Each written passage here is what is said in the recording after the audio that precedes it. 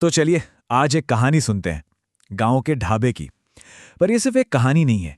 ये बिजनेस में कामयाबी और नाकामयाबी के बीच जो एक पतली सी लाइन होती है ना, उसे समझने का एक मौका है। कहानी की शुरुआत करते हैं एकदम क्लाइमैक्स से।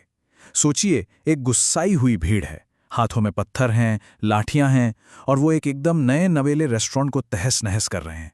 चारों तरफ बस चीख पुकार और शीशे टूटने की आवाजें गूंज रही हैं। सवाल ये है कि आखिर हुआ क्या? एक बिजनेस जो इतनी उम्मीदों से शुरू हुआ था, जो गांव में तरक्की लाने वाला था, वो इस तरह हिंसा का शिकार कैसे हो गया? इस सवाल का जवाब जानने के लिए हमें कहानी की एकदम शुरुआत में चलना होगा।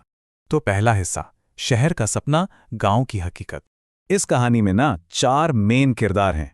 सबसे पहले हैं अर्जुन, शहर से आया एक नौजवान, एकदम इनोवेटिव। फिर है मिट्ठू, जिनके ढाबे पर पूरा गांव सालों से खाना खाता आया है। तीसरा है लल्लन, जिसका खुद का ढाबा चला नहीं तो वो दूसरों से जलता है। और आखिरी में है समझदार सरपंच जी, जो मामले को सुलझाते हैं। और यहीं पर कहानी का असली टकराव शुरू होता है। एक तरफ है मिट्ठू का ढाबा, एकदम देसी पारंपरिक, सालों के भरोसे पर टिका हुआ। और दूसरी तरफ है अर्जुन का नया रेस्टोरेंट, मॉडर्न, चकाचक, साफ सुथरा, पर हाँ, बैंक के लोन के दबाव के साथ। तो अब आता है दूसरा हिस्सा, खाली रेस्टोरेंट का रहस्य। अर्जुन ने रेस्टोरेंट तो खोल दिया, पर कुछ ही दिनों में एक बहुत बड़ी मुसीबत उसके दरवाजे पर दस्तक दे रही थी, और वो थी खाली कुर्सियां। देखिए हुआ क्या, पहले हफ्ते तो सब शानदार था, ग्रैंड ओपनिंग हुई, लेकिन दूसरे हफ्ते से ही लोगों का आना कम होने लगा। मतलब नयापन खत्म हो रहा था। और 1 महीने के अंदर अंदर तो हालत ये हो गई कि रेस्टोरेंट लगभग खाली हो चुका था। और ठीक इसी वक्त बैंक से फोन आ गया। और यहीं एक बात साफ हो जाती है, बिजनेस में सिर्फ एक अच्छा आइडिया होना ही काफी नहीं होता है ना। अर्जुन अब असली फाइनेंशियल प्रेशर में था। बैंक की पहली ईएमआई, वो भी मिस हो गई थी। अब तो उस पर कानूनी कार्रवाई का खतरा भी मंडरा रहा था। तो अब आता है तीसरा हिस्सा। एक बिजनेस सील हुआ और भीड़ बेकाबू हो गई। अब अपनी नाकामी से हताश होकर एक रात अर्जुन ने कुछ ऐसा देखा जिसने पूरी कहानी का रुख ही मोड़ दिया। अर्जुन ने देखा कि मिट्ठू के ढाबे पर तो देर रात तक भीड़ लगी है।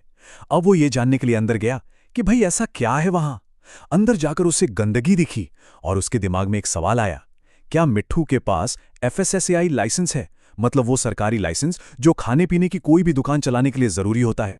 और फिर किसी ने गुमनाम शिकायत कर दी। फूड सेफ्टी वाले अधिकारी पहुंच गए मिट्ठू के ढाबे पे, और वहां उन्हें मिली ढेरों गड़बड़ियां।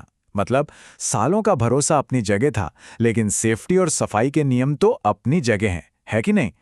और नतीजा, मिट्ठू का सालों पुराना गांव का चहेता ढाबा सील हो गया। बस एक झटके में उसकी पूरी दुनिया ही उजड़ गई।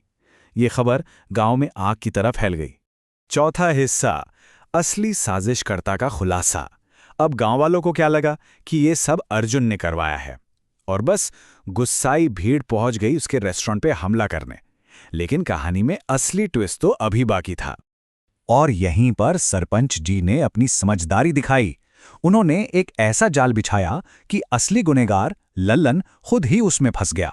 हुआ ये कि अर्जुन पर इल्जाम लगाने के जोश जोश में लल्लन ने छापे की वो बातें भी बता दी जो सिर्फ अधिकारियों को ही पता हो सकती थी, और बस वो रंगे हाथों पकड़ा गया।